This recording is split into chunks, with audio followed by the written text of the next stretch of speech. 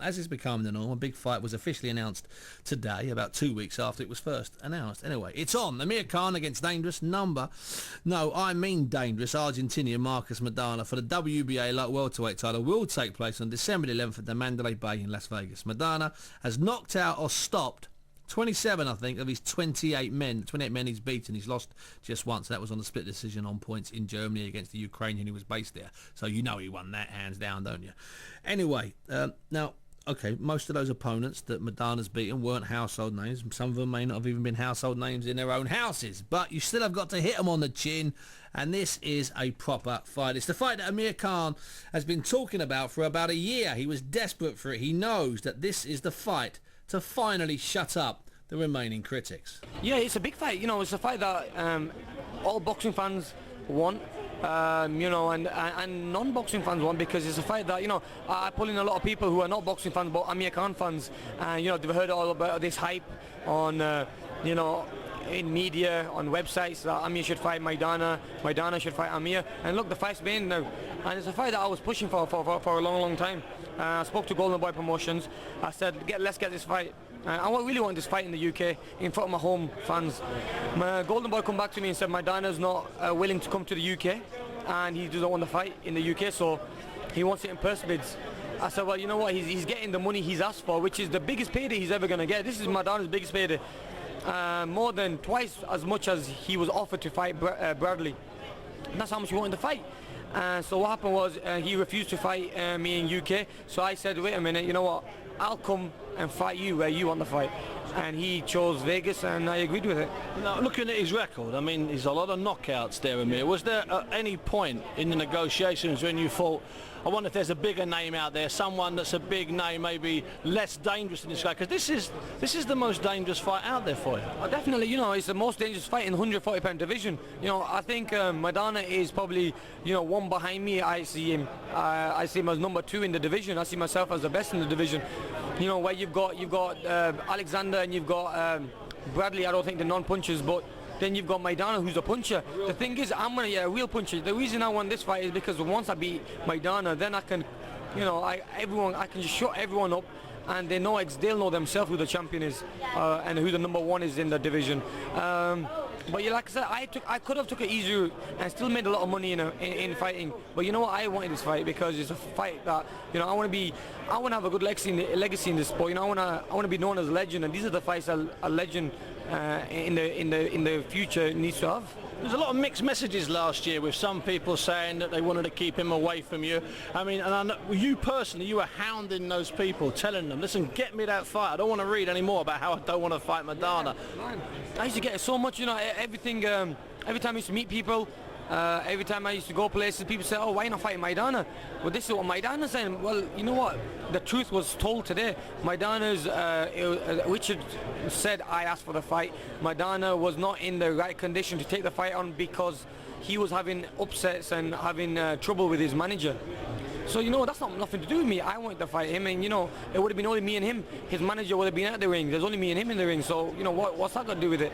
But, you know, the main thing is now the fight's made, you know, and it's going to be an exciting fight. And finally, I know everyone's waiting to drag you away, and finally you're going to spar again with Manny Pacquiao. You haven't done that for a long while, have you? I'm not sparred with Manny Pacquiao. It's been 2 years. It's going to be the first time I spar with him since I'm a world champion. And also, I think in the last 2 years, when I sparred with him, it was after the defeat against Prescott. I've come on a million miles since, so I think it's a good time and just to see how I've come on. Just to see how I've come on. You know what, you've got to love Amir Khan, okay? Against Prescott, he was absolutely unconscious. He wakes up, he's trying to climb up when the referee's waving off. He went out to Los Angeles and he didn't go out there in any style. Trust me, okay? And he managed to turn his life, his boxing career around. And he's honest. At the drop of a hat, he's on a plane, no cameras, no publicity, out in Pakistan, knee-deep in water, working for Oxfam. Well, not working for Oxfam, doing Oxfam's work at the floods. You know, and he's still only about 22 or 23 now. You got to like the kid. I do anyway.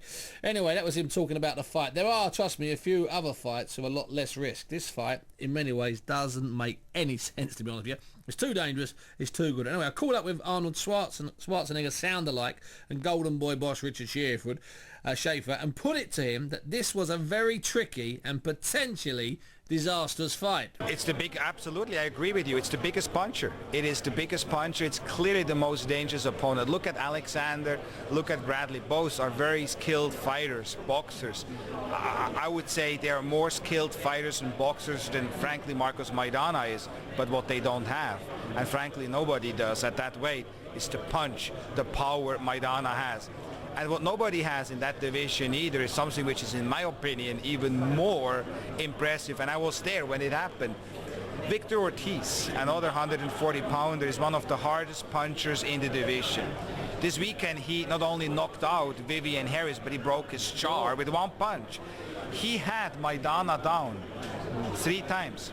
But you know what? Maidana came right back up, and he forced his will and his power on Victor Ortiz and made Victor quit. And that is something which Maidana brings to the table, the power and the will to win.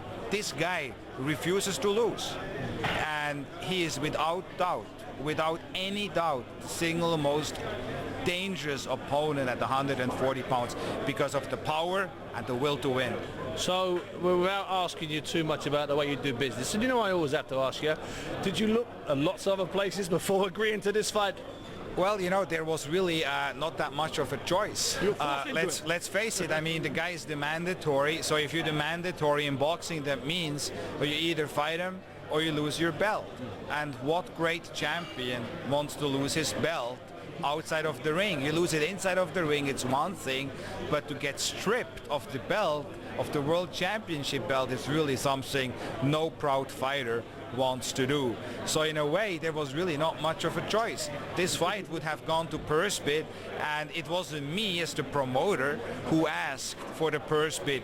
It was Marcos Maidana who asked the World Boxing Association, the WBA, for the purse bid because he wanted to reinforce his rights to fight for the title, and he was afraid that that his chance, his opportunity, his right would never come, and that's why he went to go and ask for the fight to be enforced. And just finally, Richard, might we try and make Amir a bit busier next year? Try and squeeze 3 fights in somehow? Is that the plan next year? Absolutely, absolutely. I think with the way it's set up now, fighting in December, he can come back again, hopefully in March, and then do another one before Ramadan starts, and then have a fall-winter fight. That's sort of like the idea.